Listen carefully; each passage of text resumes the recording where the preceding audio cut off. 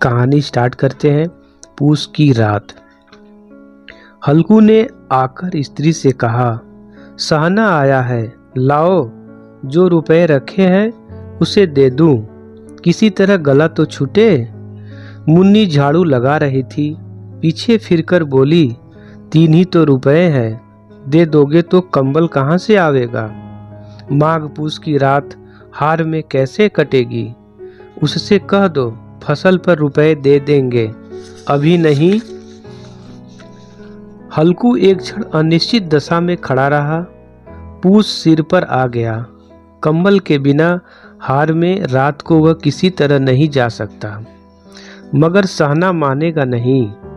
घुड़कियां जमावेगा, गालियां देगा, बला से जाड़ो मारेंगे, बला सिर से टल जाएगी।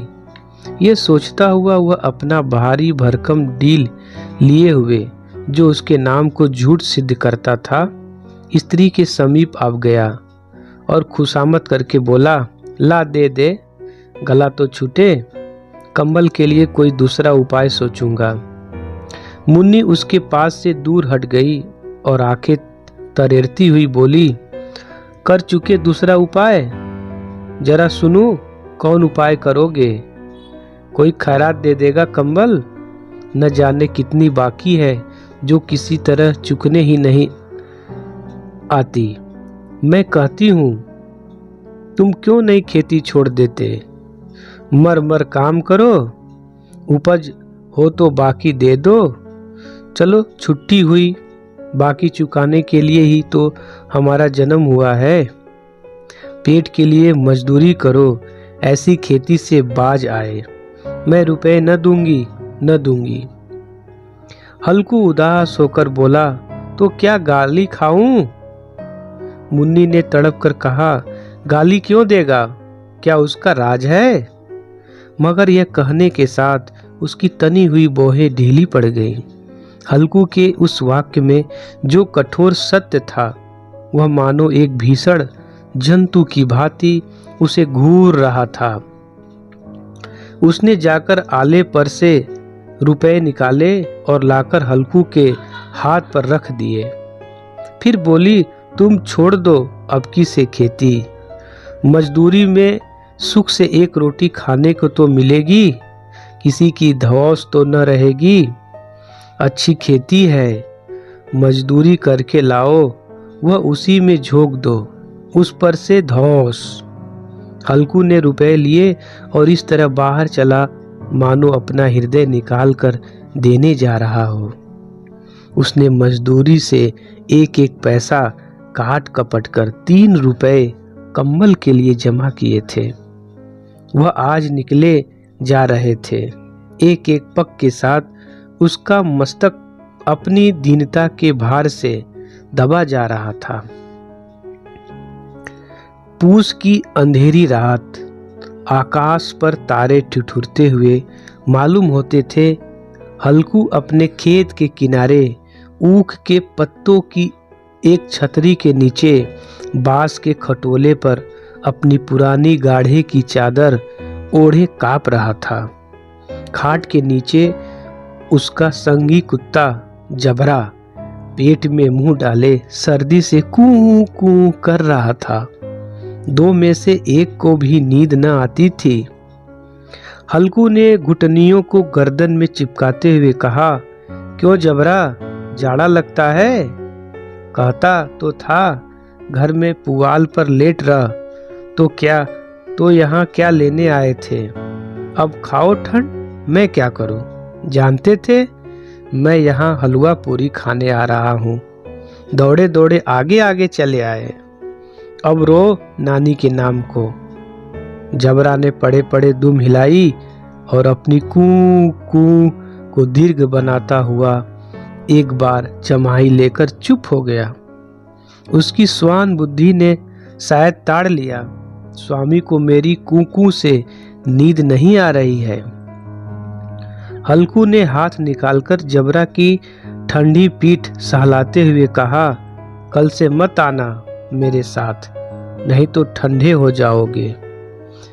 यह रांड पछुआ न जाने कहां से बर्फ लिए आ रही है।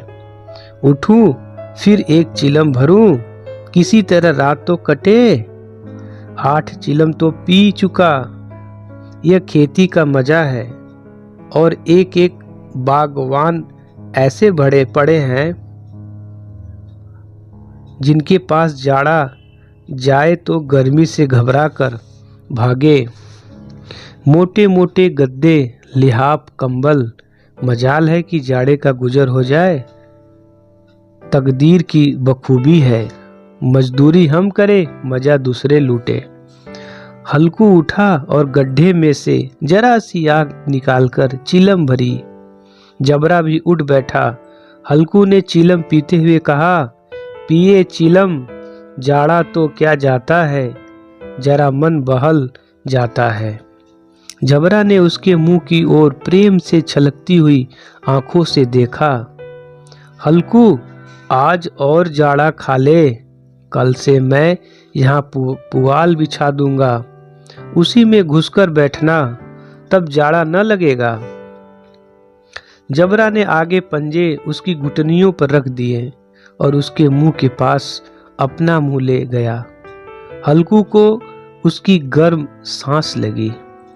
चीलम पीकर हल्कू फिर लेटा और निश्चय करके लेटा कि आगे की चाहे कुछ हो, अब की सो जाऊंगा। पर एक ही क्षण में उसके हृदय में कंपन होने लगा। कभी इस करवट लेटता, कभी उस करवट पर। जाड़ा किसी पिशाच की भांति उसकी छाती को दबाए हुए था। जब किसी तरह न रह गया तो उसने जबरा को धीरे से उठाया और उसके सिर को थपथपाकर उसे अपनी गोद में सुला लिया। कुत्ते की देह से जाने कैसी दुर्गंध आ रही थी, पर वह उसे अपनी गोद से चिपटाए हुए ऐसे सुख का अनुभव कर रहा था जो इधर महीनों से उसे न मिला था। जबरा शायद समझ रहा था कि स्वर्ग यही है, और हल्कू की पवित्र आत्मा में तो उस कुत्ते के प्रति घृणा की गंध तक न थी। अपने किसी अभिन्न मित्र या भाई को भी वह इतनी तत्परता से गले लगाता। वह अपनी दीनता से आहत न था जिसने आज उसे इस दशा को पहुंचा दिया। नहीं, इस अनोखी मैत्री ने जैसे उसकी आत्मा के सब द्वार खोल दिए थे और उसका एक एक अणु प्रकाश से चमक रहा था। सहसा जबरा ने किसी जानवर की आहट पाई। इस विशेष आत्मीयता ने उसमें एक नई स्फूर्ति पैदा कर दी थी, जो हवा के ठंडे झोंकों को तुच्छ समझती थी। वह झटपट झपट कर उठा और छतरी के बाहर आकर भूखने लगा। हल्कू ने उसे कई बार चुमकार कर बुलाया, पर वह उसके पास न आया। हार में चारों तरफ दौड़ दौड़ कर भूखता रहा। एक क्षण के लिए आ भी जाता तो तुरंत ही फिर दौड़ता। कर्तव्य उसके हृदय में अरमान की भांति उछल रहा था। 1 घंटा और गुजर गया। रात ने शीत को हवा से धधकाना शुरू किया। हल्कू उठ बैठा और दोनों घुटनों को छाती से मिलाकर सिर को उसमें छिपा लिया। फिर भी ठंड कम न हुई। ऐसा जान पड़ता था सारा रक्त जम गया है, धमनियों में रक्त की जगह हिम बह रहा है। उसने झुककर आकाश की ओर देखा। अभी कितनी रात बाकी है। सप्तर्षि अभी आकाश में आधे भी नहीं चढ़े। ऊपर आ जाएंगे तब कहीं सवेरा होगा। अभी पहर भर से ऊपर रात है। हल्कू के खेत से कोई एक गोली के टप्पे पर आमों का बाग था। पतझड़ शुरू हो गई थी। बाग में पत्तियों का ढेर लगा हुआ था। हल्कू ने सोचा, चलकर पत्तियां बटोरूं और उन्हें जलाकर खूब तापूं। रात को कोई मुझे पत्तियां बटोरते देखे तो समझे कोई भूत है। कौन जाने कोई जानवर ही छिपा बैठा हो। मगर अब तो बैठे नहीं रहा जाता। उसने पास के अरहर के खेत में जाकर कई पौधे उखाड़ लिए और उनका एक झाड़ू बनाकर हाथ में सुलगता हुआ उपला लिए बगीचे की तरफ चला। जबरा ने उसे आते देखा तो पास आया और दुम हिलाने लगा। हल्कू ने कहा, अब तो नहीं रहा जाता जबरू, चलो बगीचे में पत्तियां बटोर कर टाटे हो जाएंगे तो फिर आकर सोएंगे, अभी तो रात बहुत है। जबरा ने कूं कूं करके सहमति प्रकट की और आगे आगे बगीचे की ओर चला। बगीचे में खूब अंधेरा छाया हुआ था और अंधकार में निर्दय पवन पत्तियों को कुचलता हुआ चला जाता था। वृक्षों से ओस की बूंदें टप टप नीचे टपक रही थी। एकाएक एक झोंका मेहंदी के फूलों की खुशबू लिए हुए आया। हल्कू ने कहा, कैसी अच्छी महक आई जबरू, तुम्हारी नाक में भी सुगंध आ रही है। जबरा को कहीं जमीन पर एक हड्डी पड़ी मिल गई थी, उसे वह चिचोड़ रहा था। हल्कू ने आगे जमीन पर रख दी और पत्तियां बटोरने लगा। जरा देर में पत्तियों का एक ढेर लग गया। हाथ ठिठुरे जाते थे, नंगे पांव गले जाते थे और वह पत्तियों का पहाड़ खड़ा कर रहा था। इसी अलाव में वह ठंड को जलाकर भस्म कर देगा। थोड़ी देर में अलाव जल उठा। उसकी लौ ऊपर वाले वृक्ष की पत्तियों को छू छू कर भागने लगी। उस अस्थिर प्रकाश में बगीचे की विशाल वृक्ष ऐसे मालूम होते थे मानो उस अथाह अंधकार को अपने सिरों पर संभाले हुए हो। अंधकार के उस अनंत सागर में यह प्रकाश एक नौका के समान हिलता मचलता हुआ जान पड़ता था। हल्कू अलाव के सामने बैठा आग ताप रहा था। एक क्षण में उसने दोहर उतारकर बगल में दबा ली और दोनों पांव फैला दिए, मानो ठंड को ललकार रहा हो। तेरे जी में जो आए सो कर। ठंड की असीम शक्ति पर विजय पाकर वह विजय गर्व को हृदय में छिपा न सकता था। उसने जबरा से कहा, क्यों जब्बर, अब ठंड नहीं लग रही है? जब्बर ने कूं कूं करके मानो कहा, अब क्या ठंड लगती ही रहेगी? पहले से यह उपाय न सूझा, नहीं इतनी ठंड क्यों खाते? जबरा ने पूछ हिलाई। अच्छा आओ इस अलाव को कूद कर पार करे, देखे कौन निकल जाता है। अगर जल गए बच्चा तो मैं दवा न करूँगा। जबरा ने उस अग्निराशि की ओर कातर नेत्रों से देखा। मुन्नी से कल न कह देना, नहीं तो लड़ाई करेगी। यह कहता हुआ वह उछला और अलाव के ऊपर से साफ निकल गया। पैरों में जरा लपट लगी पर वह कोई बात न थी। जबरा आग के गिर्द घूमकर उसके पास आ खड़ा हुआ। हल्कू ने कहा, चलो चलो, इसकी सही नहीं, ऊपर से कूद कर आओ। वह फिर कूदा और अलाव के इस पार आ गया। पत्तियां जल चुकी थी। बगीचे में फिर अंधेरा छाया था। राख के नीचे कुछ कुछ आग बाकी थी, जो हवा का झोंका आ जाने पर जरा जाग उठती थी, पर एक क्षण में फिर आंखें बंद कर लेती थी।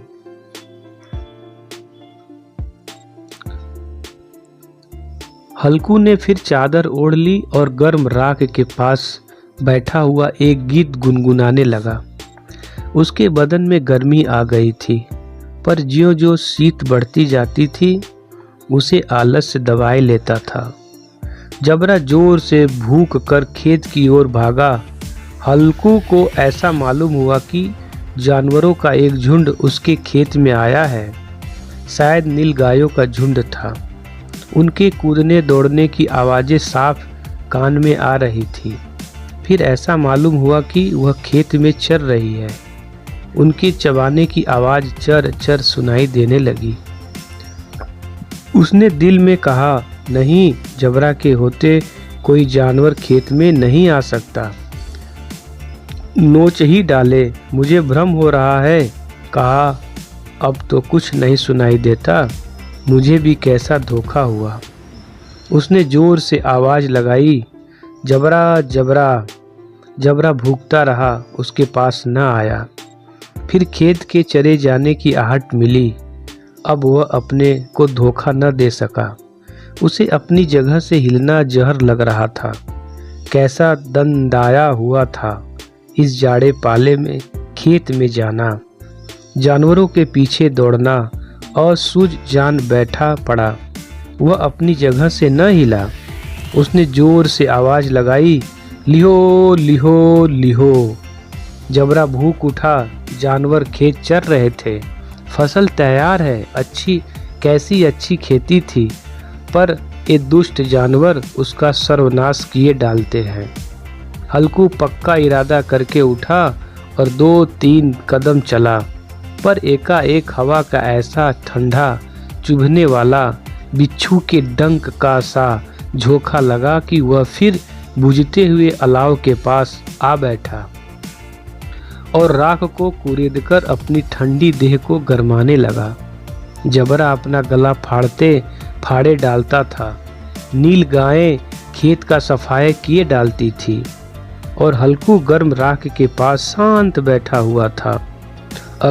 अकर्मण्यता ने रस्सियों की भांति उसे चारों तरफ से जकड़ रखा था। उसी राख के पास गर्म जमीन पर वह चादर ओढ़कर सो गया।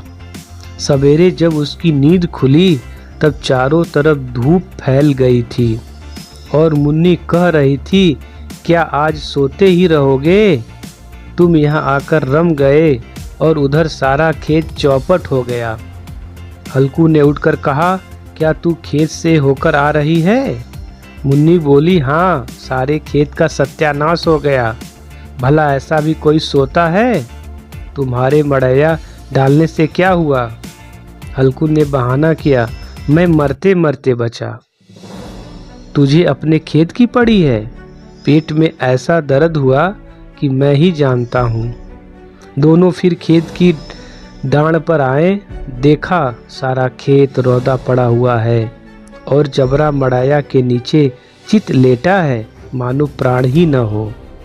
दोनों खेत की दशा देख रहे थे।